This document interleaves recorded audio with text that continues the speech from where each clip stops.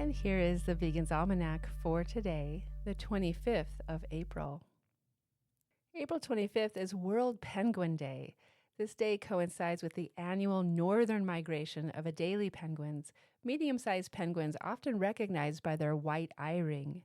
Feathers on the back of their heads are slightly elongated and can be raised to form a small crest. Adelie penguins migrate north during the Antarctic winter, primarily following the expanding pack ice as it moves away from the breeding grounds. This migration allows them to access areas with more daylight and open water for foraging. They travel distances of up to 8,000 miles or more following the edge of the sea ice. After the winter, the penguins return to their breeding colonies to start the breeding cycle again. It's the birthday of Michael Aufhauser, born on this day in 1952.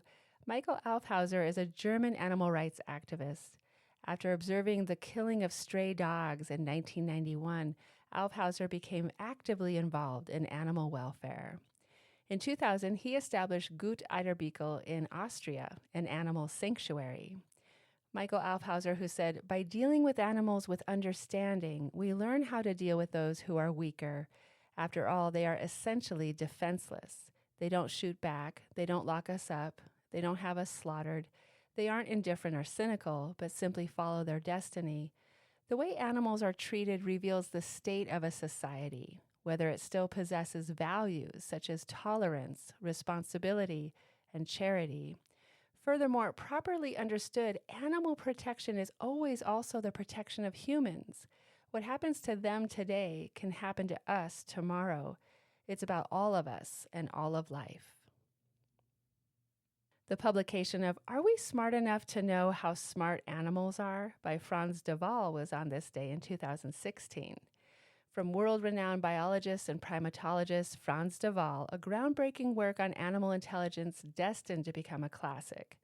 What separates your mind from an animal's?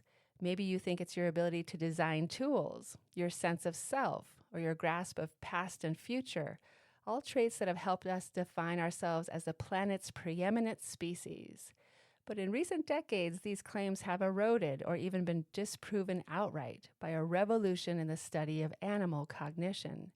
Take the way octopuses use coconut shells as tools, elephants that classify humans by age, gender, and language, or Ayumu, the young male chimpanzee at Kyoto University, whose flash memory puts that of humans to shame. Based on research involving crows, dolphins, parrots, sheep, wasps, bats, whales, and of course chimpanzees and bonobos, Frans de Waal explores both the scope and the depth of animal intelligence. He offers a first-hand account of how science has stood traditional behaviorism on its head by revealing how smart animals really are and how we've underestimated their abilities for too long. People often assume a cognitive ladder from lower to higher forms, with our own intelligence at the top. But what if it is more like a bush, with cognition taking different forms that are often incomparable to ours? Would you presume yourself dumber than a squirrel because you're less adept at recalling the locations of hundreds of buried acorns? Or would you judge your perception of your surroundings as more sophisticated than that of an echolocating bat? De Waal reviews the rise and fall of the mechanistic view of animals and opens our mind to the idea that animal minds are far more intricate and complex than we have assumed. De Waal's landmark work will convince you to rethink everything you thought you knew about animal and human intelligence. The publication of How to Argue with Vegans, an analysis of anti-vegan arguments by Benny Malone, illustrated by Richard Watts, was on this day in 2021.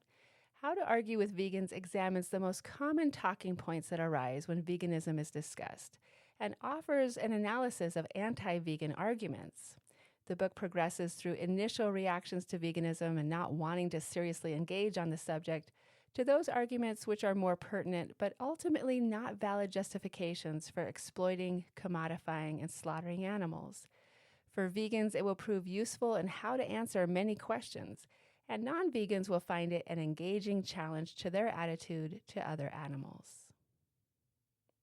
And here is the introduction to the poem In Youth I Have Known One by Edgar Allan Poe.